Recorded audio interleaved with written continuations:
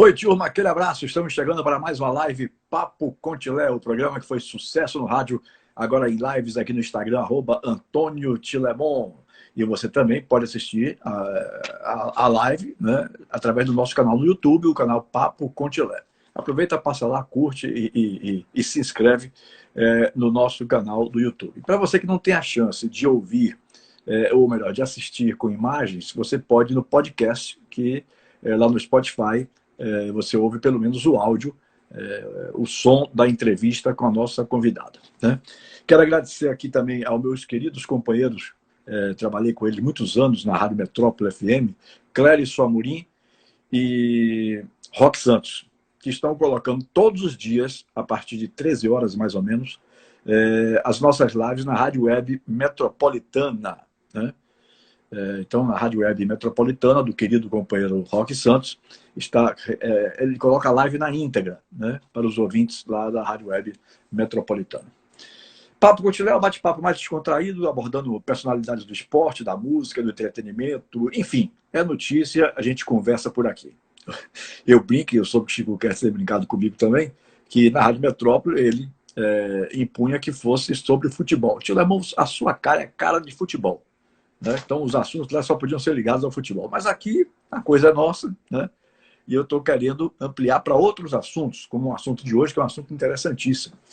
Aliás, eu vi uma live, assisti uma live na última sexta-feira, da nossa querida convidada Cláudia Meirelles, com a Sheila Reis. Sheila Reis. Sheila Ela é Reis. presidente de quê mesmo? Da SBRASH, Sociedade Brasileira de Sexualidade Humana. Muito boa. A live sensacional. E foi um negócio assim realmente interessante, porque as duas debatiam sobre as dificuldades que os pais têm de falar sobre sexologia, de sexo com os filhos. É um negócio de uma pimentinha, não sei o quê. São as explicações assim, mais esdrúxulas, né?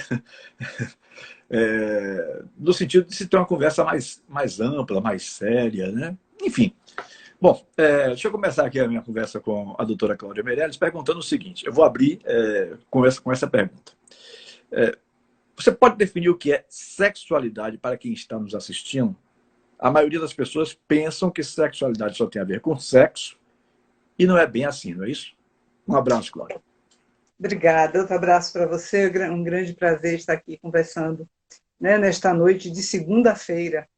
Então, assim, Tilemon, a sexualidade, ela envolve diversas coisas, inclusive a relação sexual, onde as pessoas vinculam ao coito. Relação sexual não é só coito, penetração. É todo um jogo de encontro e de sedução entre duas pessoas. A sexualidade, ela vai além disso, além da relação sexual. Porque a sexualidade, primeiro, ela é com você mesmo. É a forma como você usa o seu corpo, como você sente o seu corpo e como você se expressa. Nós falamos sempre, e está na literatura científica, que sexo é biológico, né? Sexo você tem gônadas masculinas ou femininas, você tem testículos ou você tem ovários.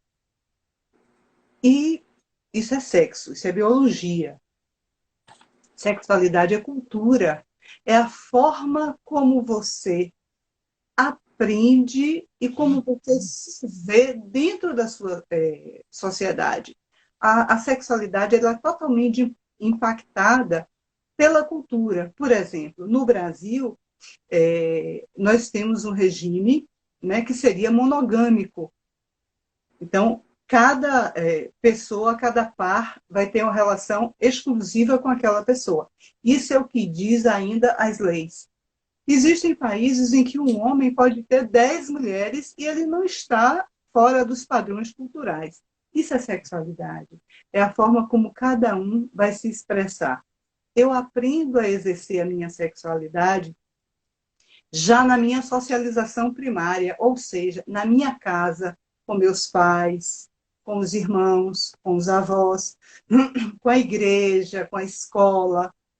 É como eu aprendo. Eu vou vendo o que é que está dito ou subentendido e vou começando a perceber se eu quero viver nesta forma ou de outra. Então, existem pessoas que foram criadas dentro de uma cultura onde não se falava sobre sexualidade, que é a grande maioria, né? Verdade. Uhum. Então, essa grande maioria, às vezes, tende a reproduzir o que os seus pais reproduziram dos seus avós. E eu tenho como dizer hoje, em pleno século XXI, o que eu quero mudar? Eu tenho as bases culturais, né, que foram passadas para mim, mas eu posso me deslocar um pouco. Então, eu posso dizer, não, hoje eu entendo que sexualidade é uma coisa natural, intrínseca a qualquer ser humano.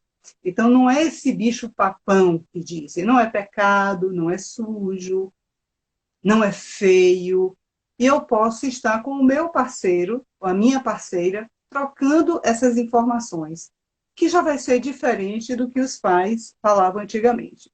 É muito comum chegar no consultório uma pessoa e dizer assim, eu finjo o orgasmo para o meu parceiro. Eu não gosto da forma como o meu parceiro me toca. E aí você diz assim, mas como assim? Não, o lugar, a forma me causa estranheza. E a pergunta é a seguinte, e você fala, você mantém esse diálogo com esse parceiro? Ah, não. Então, assim, porque veio desta cultura de que falar sobre sexo, sobre sexualidade, é uma coisa feia, suja, é pecado, né? Mas hoje as pessoas podem mudar. E como é que a gente muda isso? Como é que a gente faz com que as pessoas se abram para exercer a sua sexualidade? Aproveitando o espaço que você está me dando hoje. Me convidando para falar para os seus milhares de seguidores. E eu espero poder levar uma sementinha para que eles pensem e repensem a sexualidade deles a partir de hoje. E a sexualidade não está diretamente vinculada a pênis e vagina. Isso é sexo, isso é relação sexual, Uhum. né? Isso é coito. A sexualidade é o jogo erótico como um todo. Eu fiz uma live há umas 2 semanas falando sobre a sexualidade do homem vítima de AVC. E as pessoas, mas como assim é possível? É, gente, porque sexualidade não é só genitália. Todo o corpo é erotizável. Então você tem diversas formas de exercer essa sexualidade. E a mais importante, Tilemon, de todas elas, é você ter autorrespeito e respeito pelo parceiro. E isso vem da educação para a sexualidade. Você Uhum. aprende a comunidade. Eu até me surpreendi com o fato da senhora ter dito aí de que elas chegam no consultório e falam, porque geralmente, assim, na minha cabeça, as pessoas teriam um certo receio, um certo de se abrir com a sexóloga, de contar, né, que não gosta, que não quer assim, que queria de outra forma, tal. Mas isso então Não. tem realmente acontecido com uma frequência maior, né, doutora? Atualmente, as pessoas já buscam um sexólogo clínico, né? Eu sou psicóloga, mas eu trabalho com sexologia clínica. Com o quê? Com as pessoas que estão em sofrimento. Por falta de desejo, de excitação, que na mulher é lubrificação, no homem é ereção, ejaculação no homem, orgasmo nos dois, vaginismo, que é a dificuldade de ser penetrada, ou dor na relação sexual. E é muito comum quando eles buscam o consultório de sexologia, que eles se abram. Na primeira consulta, às vezes a coisa fica um pouco mais reticente, ele ainda não se abriu. Nós não capturamos ainda esse paciente, não conquistamos a confiança dele. Mas da segunda em diante, ele tende a se abrir. E aí essas verdades vão surgindo, que é onde nós podemos ajudá-los. Uhum. Mas existem sim. Uhum. Já aproveitando e encaixando aquela pergunta, por que os pais têm tanta dificuldade, na sua opinião, como profissional, de conversar sobre sexo, sexologia com os filhos? Pois é, eu vou responder a sua pergunta, mas eu vou de trás para frente. Veja bem, Certo. os Uhum. médicos e psicólogos, na faculdade, na academia, não têm uma disciplina de sexologia. Agora, algumas começam a implementar. Isso são trabalhos eventuais. É um convidado que vai falar com este grupo. Médicos, eles aprendem a fazer um parto de fórceps, ele aprende a fazer uma cesariana, um parto natural, né? Eles aprendem a fazer um transplante, mas eles não aprendem que para que haja o parto é necessário que tenha havido a relação sexual. Não se fala disso. É como se fosse uma página em branco. Então, se os profissionais da área de saúde, que deveriam estar sendo formados para ver esse corpo de uma forma inteira, né, e mais natural, estão tendo essas barreiras, imaginem esses pais de hoje, 2020, mas que são filhos de alguém da década de 2000, de 1990, e que foram filhos lá de trás. Então, assim, vem se perpetuando. É como uma bola de neve. É a informação intergeracional. O que é que acontece? Se alguém não quebra essa barreira, isso vai ficando. Foi a dificuldade que os bisavós tiveram de passar, que os avós tiveram, que os pais tiveram e que chega até nós. E isso é muito mais comum do que a gente possa pensar. Porque existem duas situações diferentes. Uma é você falar de uma forma clara, objetiva, sobre sexualidade, e a outra é você falar de uma forma escrachada, pornográfica. Isso não educa. O que educa é a coisa natural. Você não manda o menino lavar o olhinho, o nariz, a boca, a orelha? E por que quando chega na vulva, ela vira periquita, margarida, florzinha? Entende? Então, assim, ninguém tem apelido, só a vulva e o pênis. Por quê? Porque é o tabu, é como se o prazer sexual vindo do toque nessa região fosse uma coisa de pecado. E o modelo de casa acaba tendo influência, né? Na relação pais-filhos, né? Sim, sim. Nós temos um grande mestre, Ricardo Cavalcanti, que ele sempre nos diz o seguinte: o menino aprende a amar uma mulher na forma como seu pai trata a sua mãe.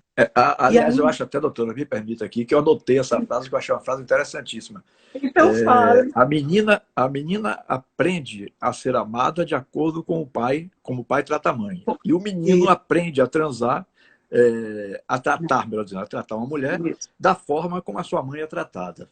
Exatamente. É o Foi respeito. A frase da doutora Sheila, né? Aliás, que você mesmo citou essa frase na live da última sexta-feira. Essa frase é do Ricardo Cavalcanti, que é o nosso grande mestre de sexologia, e que ela ilustra muito bem isso, que é em casa que você aprende o que é respeito, como é a relação entre as pessoas, que você forma este homem, esta mulher, para a entrega ao seu querido. Né? Então, assim, não adianta você falar que tem que respeitar se dentro de casa ele não presencia esse respeito. Você dizer, mas você tem que ser carinhoso. Como? Se não há nenhuma expressão de carinho naquela família. Então, assim, o discurso sozinho, ele até ajuda, mas ele não educa, ele não instrui, ele não orienta. É preciso que haja o modelo a ser seguido. E isso tem faltado, opa, quase que eu derrubo a gente aqui. E isso tem faltado, é porque eu falo assim, né? Isso tem faltado com muita frequência nas relações. Inclusive, porque os casais, eles têm tido uma divergência de horários. Então, às vezes, o horário que eles se encontram é quando a porta do quarto se fecha. Não tem o café da manhã, não tem o almoço, não tem a janta. E estes filhos não estão vendo nem aquele movimento de aconchego. Então, assim, buscar também essa convivência, ela é importante. Doutora Cláudia Melenes, Como é que funciona o organismo humano na relação, né, sexual? Isso, a senhora mesmo definiu assim, para ajudar a psicoeducar, né, para a sexualidade, quando a gente conversou a respeito da live. Como é que funciona E o corpo humano? é porque, assim, o que é que nós temos hoje, Tio Lemon?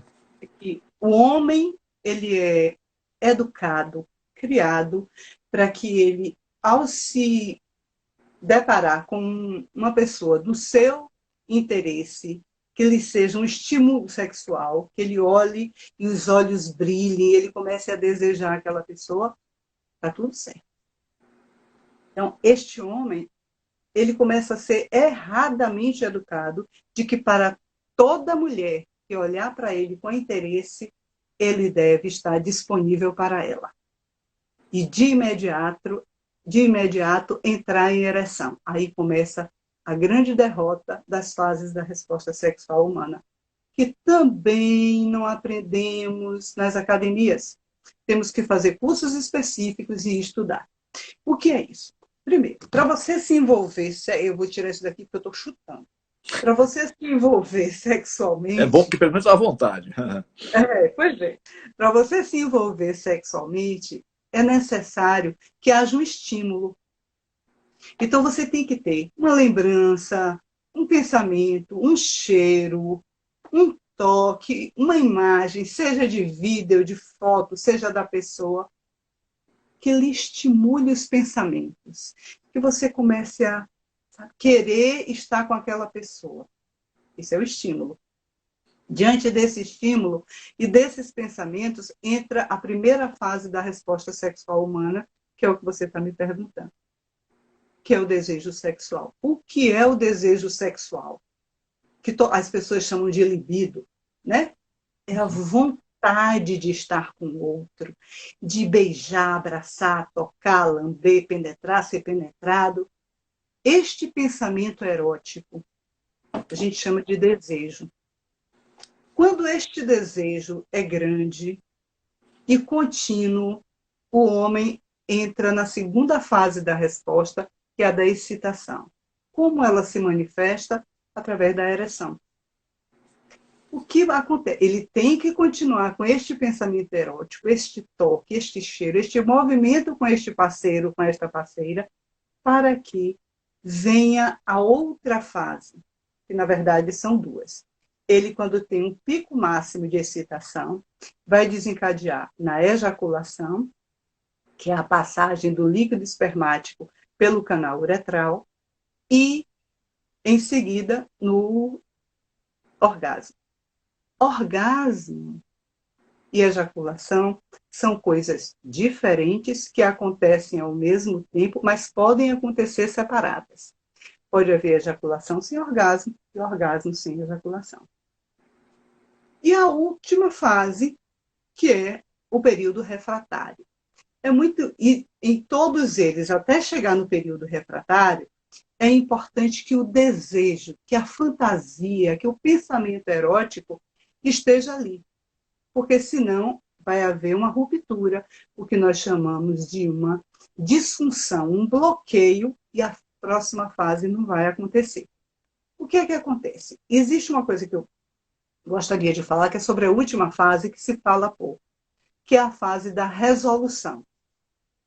Porque o homem, após ejacular e ter o seu orgasmo, ele pode estar com a deusa dos sonhos dele. Ele vai ter um período para que ele consiga entrar de novo em ereção e se envolver em uma nova relação sexual.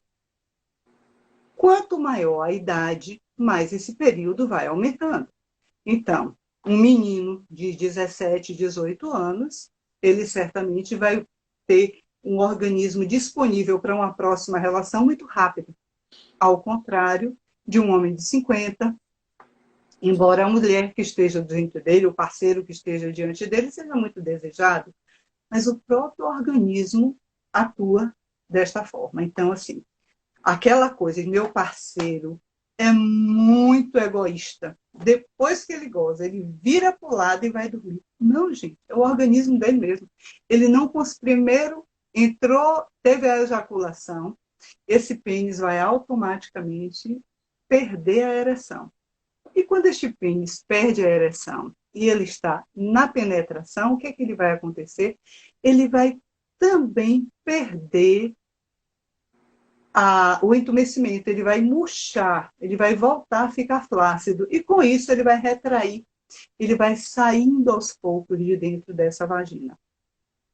Aquela velha máxima que os meninos chegam, os adolescentes chegam no meu consultório e dizem assim: olha, eu vou lhe contar uma coisa, eu estou com um problema sério. Pois não, qual é o seu problema sério? Eu não sou homem. Ou o jargão que eles usam, eu sou broxa. Tá, me explique o que é ser broxa. É porque eu estava transando com a minha namorada e eu tive um orgasmo, e às vezes eles não falam orgasmo, eles dizem apenas eu gozei, e o pênis saiu de dentro e eu não consegui ter outro imediatamente. Eu digo, mas e depois? Depois demorou um pouquinho, eu voltei a ter a minha ereção e tive tudo tranquilo. Mas aí, de novo, esse pênis saiu de dentro.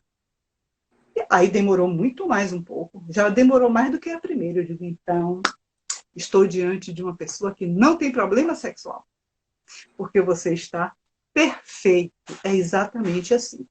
Então, essa coisa de dizer, tive 5 relações, porque isso eu estou usando um palavreado bonito, né? Porque não é assim que diz, não. É assim, dei 5 sem tirar de dentro. Não é verdade.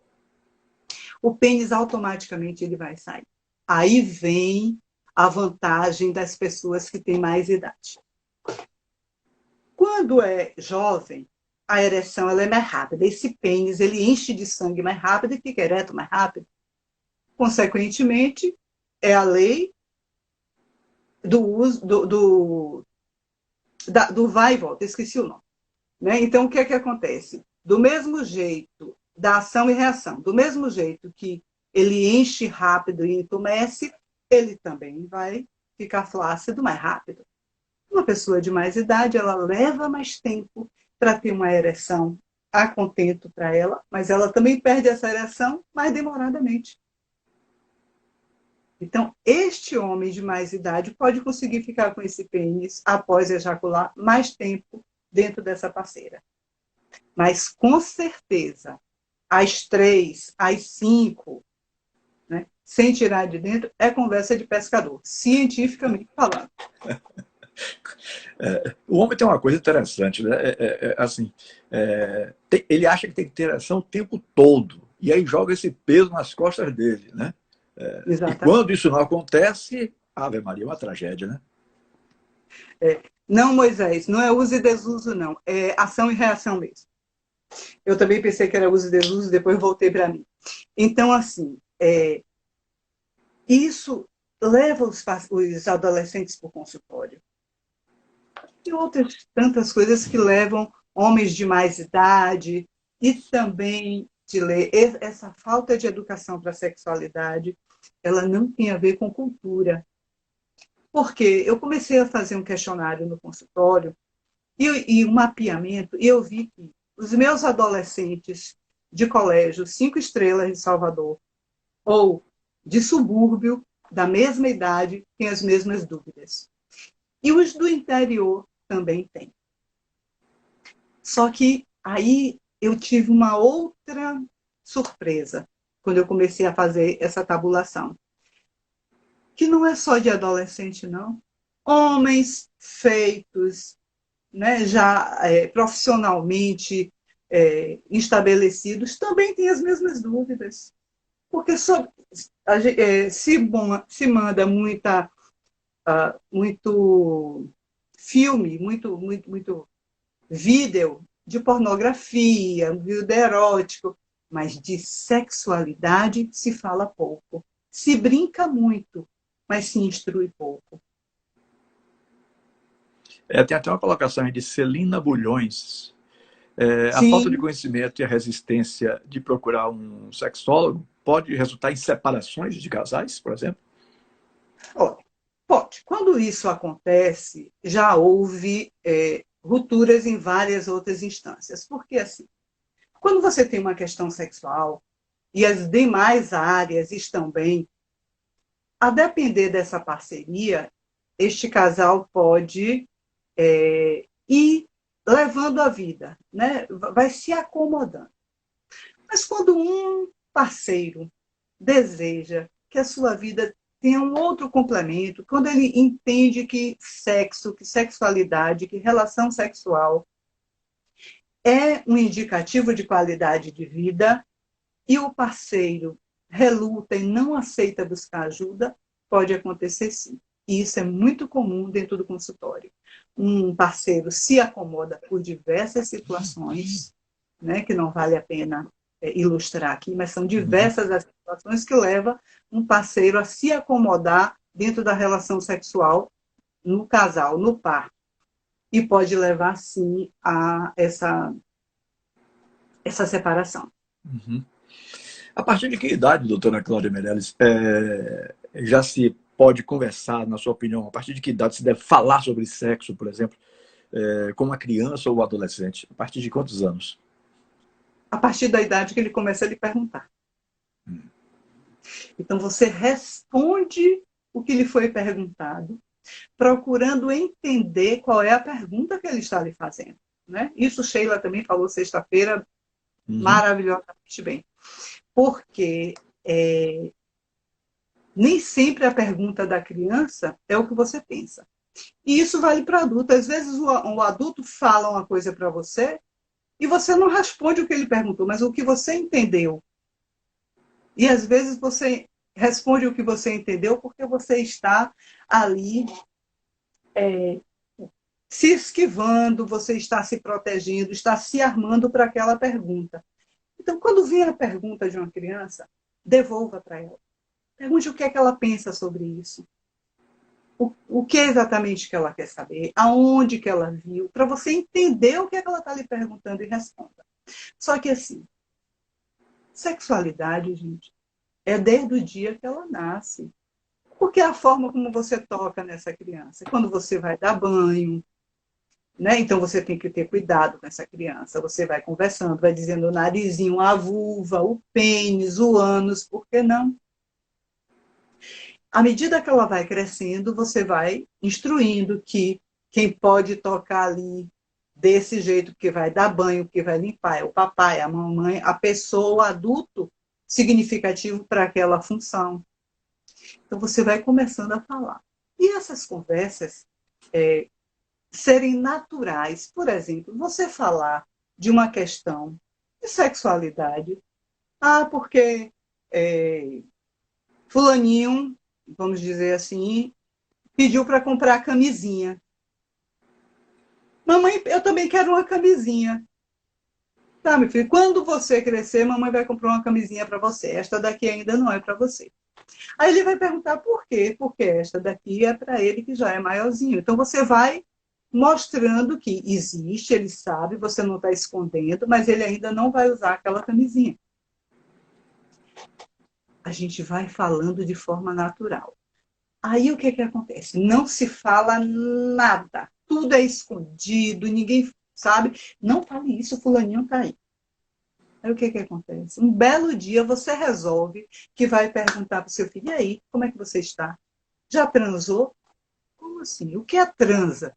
Para você, que você nunca nem falou comigo sobre transa. Então, esse discurso, esse diálogo, ele tem que ser desde sempre e vir amadurecendo essa confiança. Lembrando que falar de sexualidade não é contar piadas eróticas, vulgares, nada disso. Isso não educa, gente. Isso prejudica, porque ele vai sair dali, ele não tem noção do que é, e vai sair reproduzindo aquilo e constrangendo as pessoas que estão ouvindo. Então, é falar de uma forma natural. Mas a sexualidade, ela tem que ser conversada desde cedo, tem que ser uma coisa natural dentro de casa. Doutora, os jovens de hoje têm muito acesso à internet, né? Muito acesso à informação. Então, a senhora acha que isso prejudica ou auxilia o processo de educação sexual, principalmente no período da puberdade? Pois é. O grande prejuízo é o tempo que eles ficam, né, diante dessas informações, sem fazer nenhum tipo de crivo, sem avaliar o que está ali. E aí eu vou voltar de novo para o consultório, mostrando os prejuízos que isso causa de forma efetiva. Um adolescente, um puber, que começa a assistir esses filmes, ele vai vendo o quê? Que um homem tem um pênis de uma ereção plena, um pênis enorme, que transa durante 1h30, ele penetra em uma mulher, ele ejacula, ele penetra na outra. É um pênis quase olímpico. E ele vai querer reproduzir isso e ele não vai conseguir, porque aquele filme é editado, porque aquele pênis tomou injeção, porque ele está sob efeito dos inibidores da fosfodiesterase 5, ou seja, dos Viagras, Cialis e seus similares. Então, ele não entende que aquilo dali é só para diversão, para recreio, mas não para você ter aquele padrão. E isso prejudica. Mas eu estou falando dos meninos, não é? As meninas também. Elas também assistem muito filme, têm muito acesso, e quando elas vão para a relação com o parceiro, elas deixam de viver aquele momento para começar a lembrar da posição que a outra fez, das caras e bocas, e querer reproduzir. Quando você está como observadora do que você está fazendo, você está deixando de viver, de atuar na relação, e aí ela vai sair prejudicada. Porque o desejo, nessa hora, já foi para o espaço. Ela já não está mais fantasiando, porque ela está racionalmente funcionando ali. E aí não vai ter desejo, não vai lubrificar, não vai ter orgasmo. O que é que costuma prejudicar o processo de educação sexual de um jovem? Bom, são várias coisas. Primeiro, as informações distorcidas. Né? E quando eu digo distorcida, eu não estou dizendo só da mídia, do que está na internet, não. Eu estou dizendo, inclusive, no seu núcleo familiar. As histórias que reproduzem, que são verdadeiros contos das carochinhas, que não são verdadeiras, né? Que são mitos, que são, sabe? Então, isso vai prejudicar, porque ele vai acreditar que aquilo é o real e que ele tem que cumprir aquele padrão, ou ele ou ela. Então, isso prejudica. Além disso, a falta de conhecimento do seu corpo. Como é que o meu corpo funciona na relação? Porque o que a gente vê romanticamente é que a mocinha passou e viu o rapaz sentado ali no banquinho, isso a gente vê na novela, né? E ela olha para ele olha para ela, pronto, foi aquele amor. Aí vão os dois para um campo, transam maravilhosamente bem pela primeira vez e tem um belo orgasmo juntos. É mentira. Porque homem se excita de forma diferente da mulher.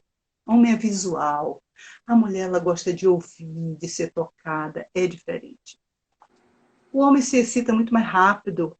Ele está pronto para a relação com esta ereção, quando ele está fantasiando, muito mais rápido do que a mulher. Ora, se eles se excitam de forma diferente, em momentos diferentes, como é que esse orgasmo acontece exatamente ao mesmo tempo?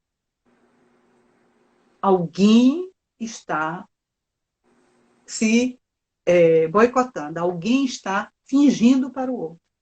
Né? Nunca acontece, não, pode acontecer sim, mas na grande maioria das vezes não é. Um casal que diz que, olha, eu transo e todas as vezes eu tenho orgasmo junto com o parceiro, gente, a gente precisa rever isso aí. Porque nem sempre você está indo para a relação no mesmo pique que o outro. Né? Nem sempre você está tão inteiro, tão entregue ali. Então, alguém está saindo dali fantasiando um orgasmo que não teve. Eu não estou falando de prazer, porque você pode não ter orgasmo nenhum e a relação ser extremamente prazerosa. Teve uma troca, teve o cuidado, teve o carinho. Então, você saiu bem, plena, mas não gozou, não teve orgasmo. O que eu estou falando é que esta busca por esse orgasmo ao mesmo tempo, isso prejudica muito mais do que ajuda. E muitos adolescentes também vão para o consultório por isso. porque ainda chegam dizendo que as namoradas são frias, né? Eles não aprenderam a palavra frígida, que aí a gente vai perguntar o que é ser fria, o que é ser frígida, para entender o que é. É porque ela não tem orgasmo, não atinge o orgasmo no mesmo tempo que ele. E isso é prejudicial. Muito prejudicial. O que é que causa uma pessoa a optar por uma orientação sexual ou outra? Como é que a sexóloga encara o homossexualismo, por exemplo? Tá. Você fez um monte de perguntas. Primeiro, ninguém opta por orientação sexual. A orientação sexual se apresenta para você. Ninguém vai escolher o caminho mais difícil em um país extremamente homofóbico, né? Ninguém vai escolher sofrer. As pessoas se percebem, elas percebem que o seu desejo está orientado para pessoas do mesmo sexo. Do mesmo jeito que o heterossexual, ele percebe que o desejo dele é para pessoas do sexo oposto. Ninguém escolhe ser. Você se percebe. O que pode acontecer? Isso pode ser genético, alguma coisa assim, doutora? Olha, do mesmo jeito que nós não temos a comprovação científica de se a heterossexualidade é genético, a gente não tem da homossexualidade. No dia que descobrir de um, descobrir do outro. Isso não existe. O que existe é muita desinformação. Hoje já se fala mais, né? Hoje a gente vê que as pessoas estão podendo exercer a sua sexualidade sem sofrer tanto, embora ainda exista muito tabu e muita homofobia. É difícil? É difícil para o homossexual, é difícil para os seus familiares conviver com isso. As pessoas sempre dizem, e eu já ouvi, não me lembro quem foi que falou, mas foi uma pessoa importante na sexologia, que disse assim, o gordo, ele sofre bullying na rua e em casa ele é acolhido. O negro, ele sofre bullying na rua e em casa ele é acolhido. O homossexual, ele sofre bullying na rua e em casa. Porque é difícil, as pessoas ainda não conseguem entender que não é uma escolha. Eu não escolhi ser uma mulher heterossexual. Eu me descobri hétero. Quando eu vi, eu estava me apaixonando por um menininho. Enquanto que a colega que estava do meu lado se apaixonou por uma menina. Só que tem um detalhe. É importante a gente deixar claro que na adolescência é a fase de experimentação. Você está experimentando o mundo, inclusive as questões da sexualidade.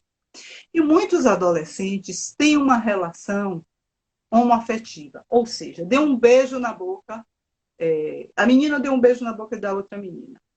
Tá. Aí ela vai e fala para uma pessoa que é significativa para ela, diz, olha, eu beijei a boca de fulano. Uma pessoa despreparada vai falar, isso é normal, ser homossexual hoje é uma coisa natural, fique tranquila. Ela já disse para aquele adolescente que aquele beijo a tornou homossexual, quando não é verdade. Essa pessoa pode ter tido apenas uma experiência, um momento, mas com o desenvolver da idade, ela vai se percebendo que se ela realmente tem o desejo voltado para a pessoa do mesmo sexo, ou se ela tem o desejo voltado para a pessoa do sexo oposto. Você definir uma pessoa na adolescência é muito perigoso. Eu conheço vários homossexuais e que eu sempre pergunto assim, quando você era adolescente, você sabia que era? Alguns me dizem, eu sabia. Eu já sabia que eu tinha o desejo por homens, ou eu já sabia que eu tinha desejo por mulheres. Mas, gente, existem aqueles que não, e a gente não pode rotular, porque às vezes você está rotulando e esse adolescente vai viver sobre esse rótulo, e lá na frente, na idade adulta, ele vai sofrer. Eu estou falando da homossexualidade, não é? mas isso também vale para a heterossexualidade. É que a gente só questiona quando sai do heteronormativo. Quando vai para o que não está dentro daquilo que foi convencionado como normal, que é uma convenção, aí causa muita estranheza. Mas é difícil. É difícil para a sociedade que foi machista a vida inteira e homofóbica. É difícil para os pais, porque nenhum pai se prepara para receber um filho homossexual. Ele se prepara para receber um menino com os papéis de menino. Então, o menino vai ser jogador de futebol, né? O menino vai seguir ele, vai ser um grande advogado. A menina, ela vai ser a princesinha da casa. É isso que você se prepara. E quando vem esta realidade de que esta pessoa não se enquadra nem nessa orientação que veio para ela, pelo sexo de nascimento, e nem no papel social que lhe foi imposto, vem um sofrimento para todo mundo. Então, buscar ajuda de pessoas que não vão julgar, mas que também não vão rotular, que vão abrir o leque, mostrar os caminhos, entender, para que você se diga, não, eu sou isso, é assim que eu me vejo, é muito importante. Agora eu vou entrar um pouquinho... aliás, vou entrar um pouquinho, não, vou entrar no assunto relacionado a jogadores de futebol, né? Que é a minha base aqui. Nós trabalhamos com jogadores de base, quer dizer, menores de idade e tal. Então, eu vou entrar em algumas perguntas agora desse tipo. Eu queria que a senhora comentasse um pouco sobre doenças sexualmente transmissíveis, né? Muitos atletas de base, como eu estava dizendo, os menores de idade, principalmente os menos instruídos, não têm a real noção dos riscos que podem estar ocorrendo, né? Então, como é que a senhora comenta esse assunto? Pois, primeiro, os adolescentes, eles deveriam, antes de começar a sua vida sexual ativa, ir a um urologista. Estou falando urologista porque estamos falando dos meninos, né? Que você está falando dos jogadores. Então, a um urologista. Para quê? Para ele fazer um exame, para tomar as vacinas necessárias, inclusive contra o HPV, para ele se prevenir, para não passar para os seus parceiros. Usar camisinha sempre. É um tabu o uso do preservativo. Por quê? Porque tem um jargão que diz que é chupar bala com papel. Não. É você se preservar, você gostar de você e da sua parceira ou do seu parceiro. Existem hoje no mercado preservativos, camisinhas, que elas são quase pele a pele. Elas têm 0,02 milímetros. E eu sempre pergunto para os pacientes, quando eu indico, como eles se sentiram. Ele é quase pele-pele. Não dá para você dizer que não vai usar porque é ruim. Não é. O que é ruim, na verdade, a palavra não é nem ruim. O que é mal feito é a forma de usar o preservativo. Porque quando você vai usar o preservativo, aí você compra e deixa ele dentro de um saquinho que veio da farmácia, dentro da gaveta. Só que dentro desse saquinho tem a caixinha dele, que você vai abrir. Olha o tempo que você perdeu. Você não vai transar? Então não existe relação sexual sem camisinha. Ela tem que ser com a camisinha. Já deixa ela abertinha do seu lado para usar. Quando você for colocar, esse parceiro, essa parceira vai brincar com você. Vai continuar beijando, tocando, ajudando, passando a mão em você, para que o seu pensamento continue erótico e você continue com essa ereção. Porque o grande problema do homem é o medo de perder a ereção. Porque ele perde a ereção quando vai colocar a camisinha. Porque ele vai, que porre, não aguento mais esse negócio. Esse já é uma coisa ruim. Pronto, acabou. Ele deixou o pensamento erótico para brigar por uma coisa que vai salvar a vida dele e do parceiro ou da parceira. Não existem adolescentes, relação sexual sem camisinha. Hoje a gente não chama mais DST, chama infecções sexualmente transmissíveis. E a AIDS. Então você precisa se prevenir das doenças, né, das infecções sexualmente transmissíveis. Você precisa se prevenir da gravidez. Porque vocês são muito jovens, estão começando a vida e não precisam ter um filho nesse momento. Ter um filho deve ser um ato pensado, combinado com a parceria. Então, use o seu preservativo, use a sua camisinha, para você se preservar, para você ter os filhos que desejar, com quem você desejar, na época certa. E não em um susto. Ah, eu transei numa festa e a menina, ó, chegou aqui com o examezinho que está grávida. Nem ela queria esse filho, ela só queria curtir a noite. Então, assim, a obrigação é dos dois. O homem tem que usar o preservativo por autorrespeito, por responsabilidade e respeito com a sua parceira. Sexo é brincadeira de adultos, porque envolve responsabilidade e decisões. Então, se o adolescente vai começar a entrar neste mundo de adulto, que é da brincadeira sexual, ele precisa agir como tal e usar os preservativos. Não tem como não. Nós estamos vivendo uma situação delicada, por sinal, não vou citar nome, né? Mas um jovem de 18 anos engravidou uma em maio e engravidou outra em junho. Vai ter 2 filhos, sem nenhum tipo de planejamento para que esses filhos possam nascer. Imagine aí. Que situação, doutora. Então, assim, este rapaz, ele já está com 2 grandes responsabilidades na vida dele. Porque, provavelmente, ele não vai viver maritalmente com nenhuma das 2. Bem provável. Porque foram relações esporádicas, né? De uma festa, de um encontro.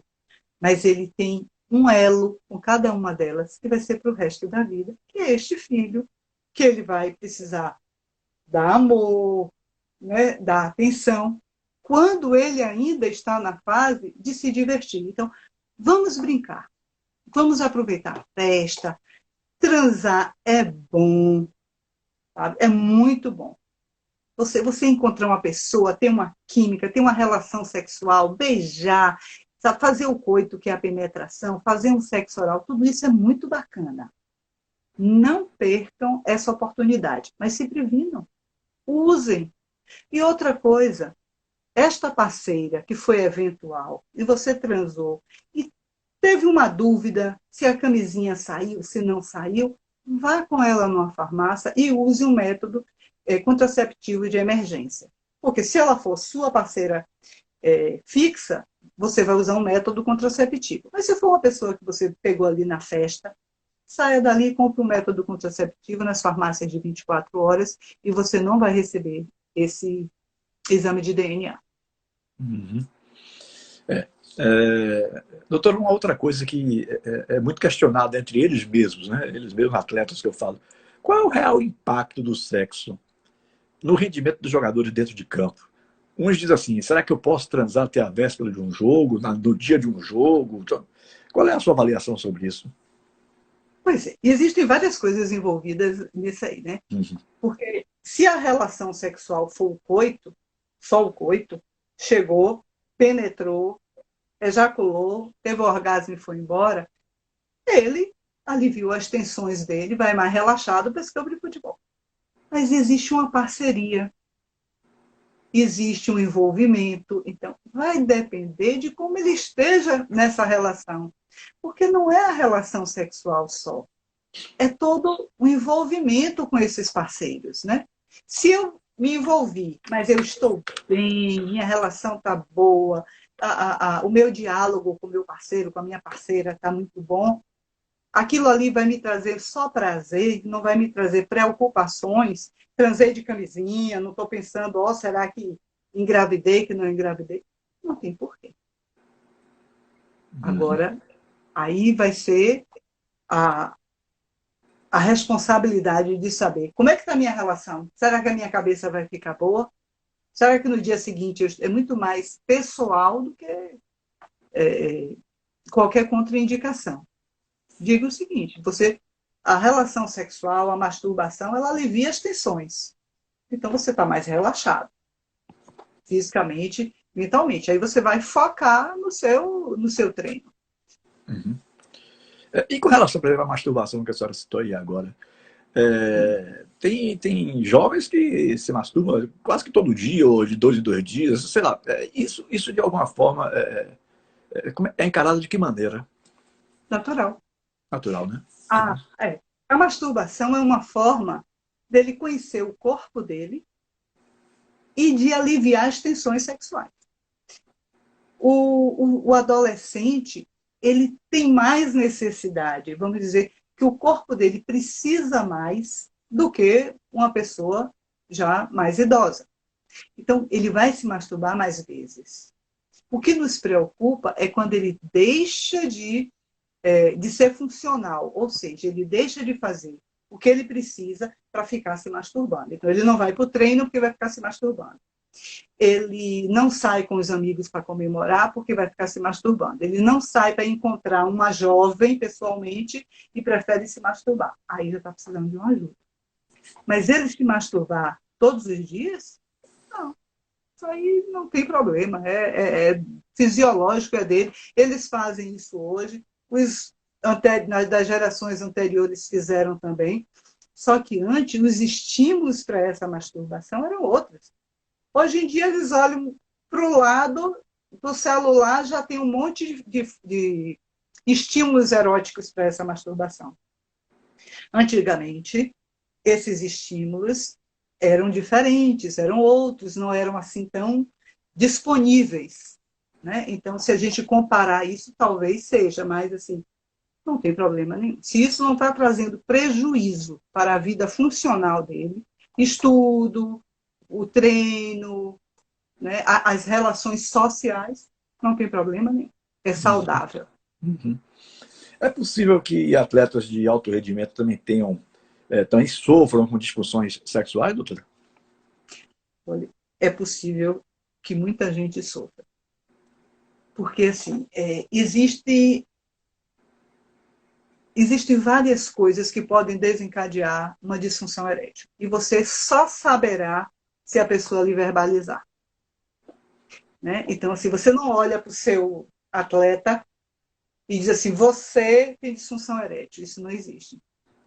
Né? Uma pessoa, uma vez, disse assim, olha, eu só de olhar para o paciente, eu já sei se ele tem disfunção ejaculatória. Eu digo, Madame Beatriz, passado, presente e futuro. Não sei se você lembra dessa figura. Né? Porque, assim, não existe isso. Você só sabe do outro aquilo que ele lhe verbaliza. Ele pode não saber exatamente o nome da disfunção, mas ele sabe o que está acontecendo, o que está causando sofrimento a ele. Pode. E diversas pessoas. Às vezes você pode ver uma pessoa que está mudando de comportamento, né? Ficando recluso, arredio, ou ficando irritadiço demais.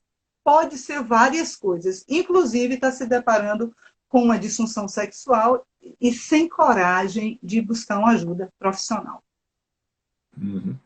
Agora, como lidar com um atleta que se reconhece como gay, mas tem vergonha de se assumir por medo de ser julgado pelos companheiros de clube, por exemplo?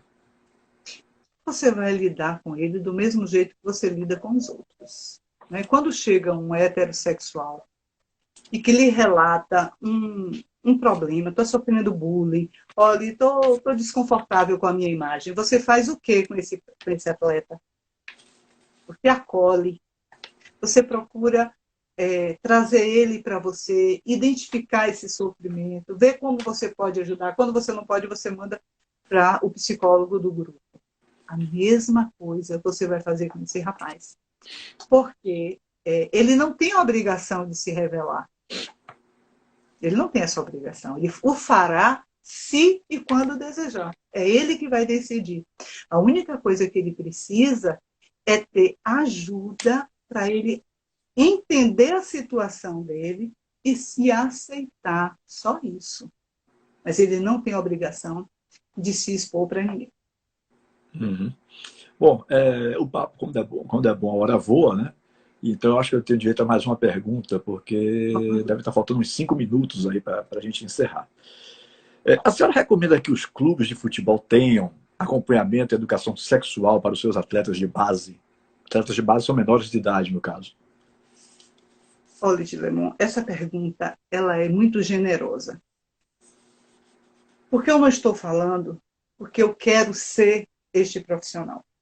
Mas é porque eu acredito que quanto mais a gente leva a informação para essas pessoas que estão em formação, maior a chance dele exercer uma sexualidade sem tantos mitos, sem tantos tabus, sem crendices, né? Podendo exercer de uma forma plena e viver com menos sofrimento. Só que do mesmo jeito que eu acredito que eles precisam dessa educação para a sexualidade, eles precisam de um acompanhamento para conseguir conviver com os altos e baixos da profissão, para não serem capturados pelo álcool, pelas drogas, né? Para não serem deslumbrados, gastar o dinheiro que eles ganham e depois ficar sem nada. Então, eles precisam de um acompanhamento, sim, psicológico, como um todo, inclusive a educação para a sexualidade. Uhum.